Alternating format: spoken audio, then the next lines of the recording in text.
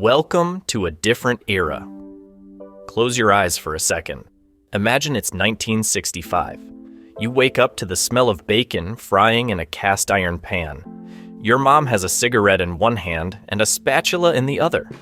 There's shag carpeting under your feet, a rotary phone on the wall, and somewhere in the house, someone's yelling, "Turn off the TV and go play outside."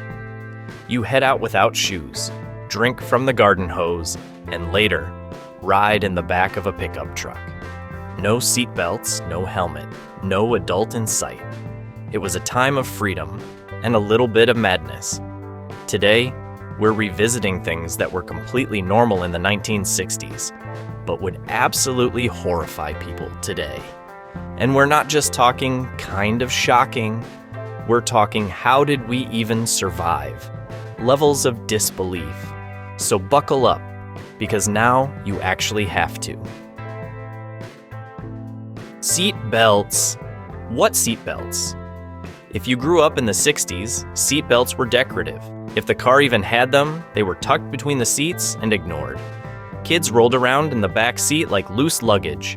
Babies were held in laps, or laid down on the bench seat like a nap mat. And road trips? That was just you, your siblings, a loaf of Wonder Bread, a six-pack of RC Cola, and a hope that Dad didn't hit the brakes too hard. Today, failing to strap your kid in would get you ticketed or featured on the local news. Back then, that was just Saturday. Buying cigarettes as a kid. Your mom sends you to the store. You've got a dollar bill and a note that says, "Please sell my son a pack of Lucky Strikes." The cashier doesn't flinch. In fact, he probably throws in a book of matches for free. You grab some bazooka gum with the change and head home, proud of your adult responsibility. Today, if a 10-year-old tried to buy a candy bar too close to the tobacco aisle, the security alarm would go off. Smoking was a lifestyle everywhere. It wasn't just at home. People smoked everywhere. In restaurants, on airplanes, in elevators, in hospitals. And yes, while pumping gas, heck, even your doctor smoked during your appointment. There were ashtrays on every flat surface. My uncle had a station wagon with one in the rear armrest for the kids. Today, we quarantine people for vaping near a park. But back then, smoking was practically a national pastime. Lawn darts. The backyard death trap.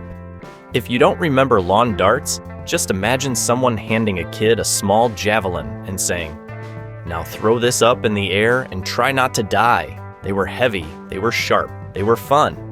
My cousin Gary took one to the shoulder. He still has the scar, and honestly, he kind of brags about it. Today, those things are illegal. Back then, they were the highlight of every barbecue. Drinking from the garden, hose, and loving it. We didn't have fancy water bottles.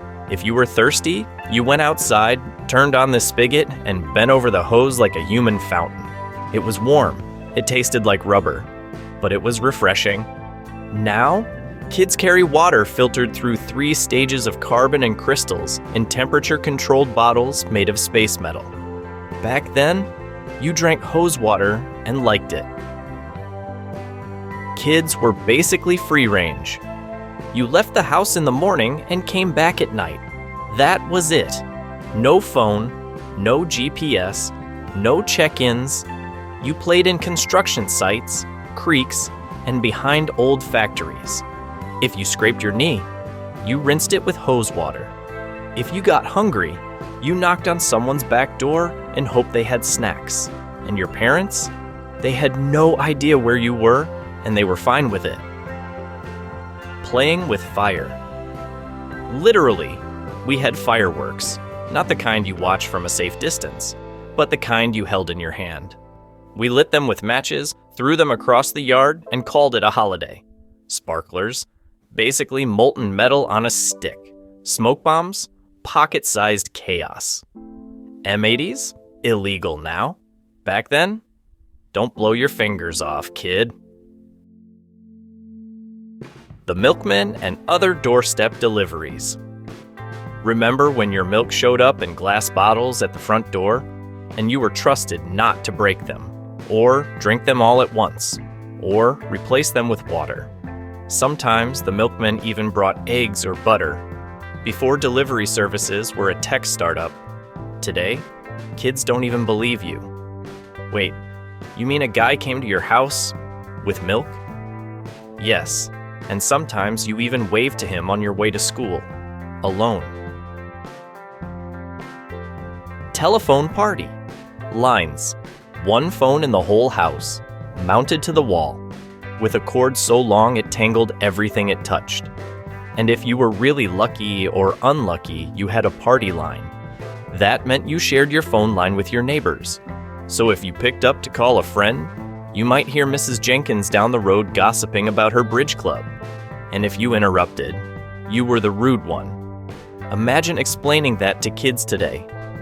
You shared your phone line with strangers. Yup, and somehow we survived. Playgrounds built for bravery or accident reports. If you ever went to a playground in the 1960s, you probably remember steel jungle gyms that doubled as radio towers and metal slides that could fry bacon in the summer sun. Swings? They launched kids into low orbit. Merry-go-rounds? Rotating blenders of chaos. Monkey bars? Designed to teach you about gravity and broken wrists. There was no rubber mulch, no foam padding, and definitely no adult supervision. Today's playgrounds look more like Pilates studios, padded, pastel, and perfectly safe.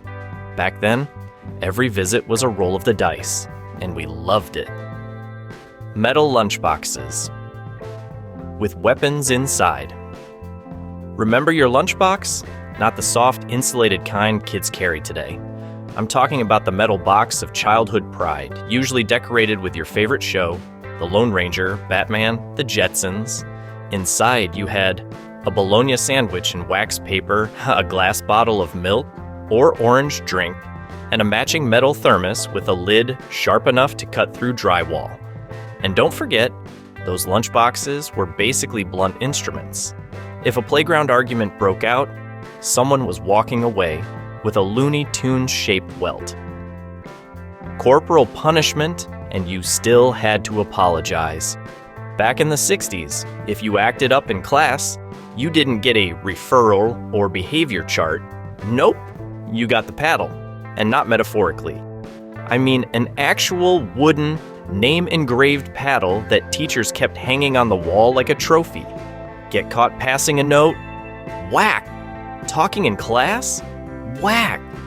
Breathing too loud during a math quiz? Whack!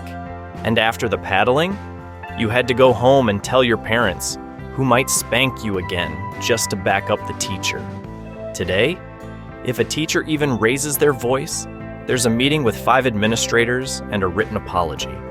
Back then, discipline was part of the curriculum. So yeah, we rode without seatbelts, drank hose water, played on rust-covered death traps, and got smacked with wooden paddles, and called it childhood. We weren't safer. We were just tougher, or luckier, or both. So tell me, what do you remember from the 60s that would send today's parents into a full-blown panic? Let us know in the comments below. And if you enjoyed this trip through time, don't forget to like, share, and subscribe for more nostalgia, humor, and memories from the Memory Traveler. As always, thanks for watching. See you on the next one.